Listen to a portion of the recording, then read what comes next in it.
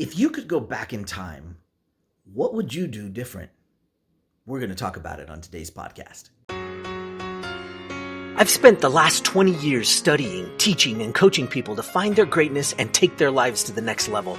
Along the way, it's become evident that emotions are at the root of everybody's successes and failures. Worry and fear are the enemies, and it's time to forge the armor and earn the tools to overcome the two things that could single-handedly destroy your future. Hi, my name is Michael Johnson, and I'm a life coach, a peak performance trainer, and I'm the emotions guy.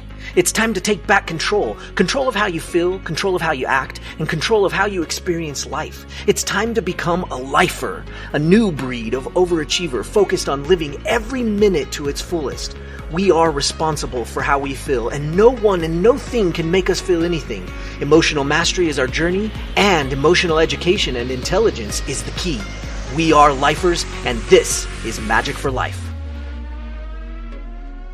What's up, lifers? Michael Johnson here with the Magic for Life podcast. I'm excited that you joined me today because we're going to talk about Back to the Future. No, not really, not the movie or anything, but we are going to talk about hindsight, this idea of being able to look back and say, well, gosh, what would I do different? And there's a couple things we have to discuss in this in order to really do justice to the topic, right? But the first thing that we're going to talk about in this idea is getting a list. We got to figure out what it would be. Now, I understand, and many of you listening are on the same page with me, so you understand the value and maybe the ridiculous insight that we get from the experience that we have. But for a second, if we could just pretend, hey, you know what? If I went back to, this time period with the knowledge that I know now, what would you do different in that piece? Now, granted, if that was possible, you wouldn't be where you're at today. So I get that, right? But I'm just curious about the things that you would change, right? Knowing if all could be the same, right? And I know that that's not a possibility, but we're just entertaining the hypotheticalness of this idea and this concept. So let's take into account for just a second what it would be that you would change. All right, that's easy. Piece of cake. Maybe I'd get my eyes checked. Because, fun fact, I got cut from my varsity team. I'll never forgive that coach for cutting me my senior year. Man, that took me in some interesting directions. But the silly part about it is all I probably had to do was go get my eyes checked. They probably would have given me contacts and some glasses. I probably would have seen a little better. Probably would have seen my assignments and the chalkboard a little better in school. I probably would have gotten maybe a grade better or two. I probably would have, continued to play basketball. And granted, I understand there are probably a lot of other things along the way that maybe would have happened too, right? There's probably a lot of other things that would happen. Say hi, here's Lulu. Hi, Lulu. This is our pup, right? And there are a lot of other things that could have happened had that one change been a thing, right?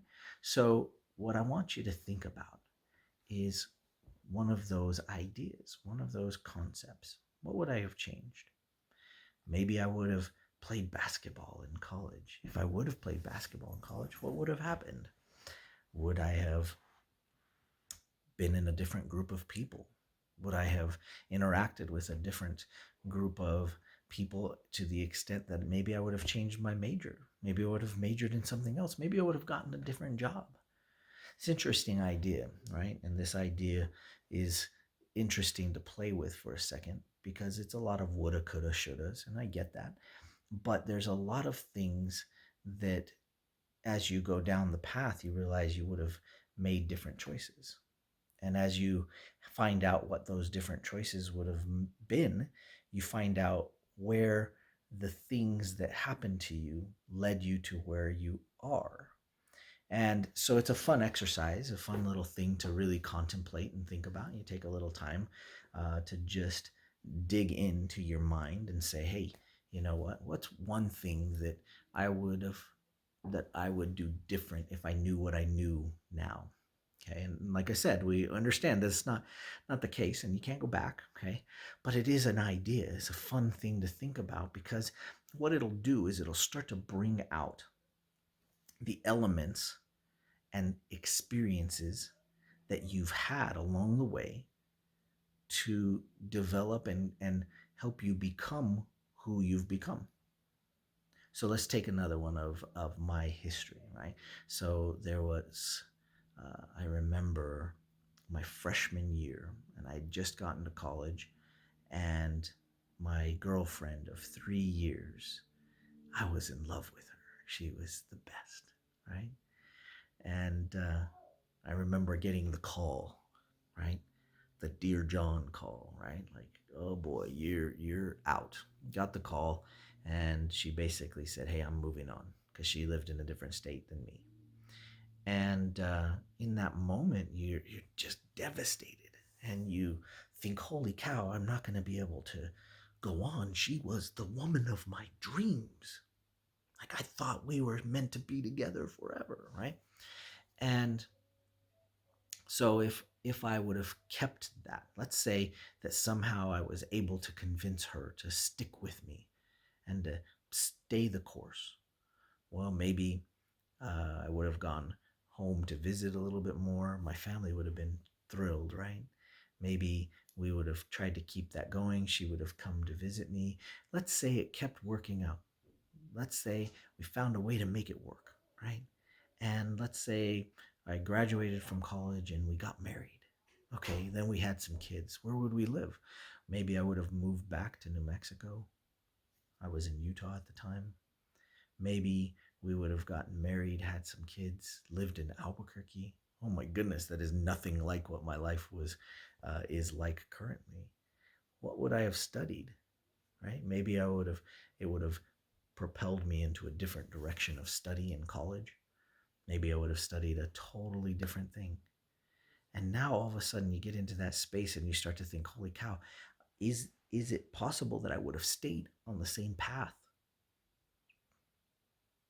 And the odds are it's not. The odds are it probably isn't even remotely possible that with some of these different decisions that you could have made, if that would have happened, you would have gone a completely different direction.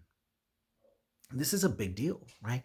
Because as you stop to think about this, you realize that every element, every piece along your journey was necessary. And it gets a little bit crazy to think about when you realize that whether it was a positive experience or whether it was a negative experience, if you were to go back and change it, you'd be someplace completely different than you are today.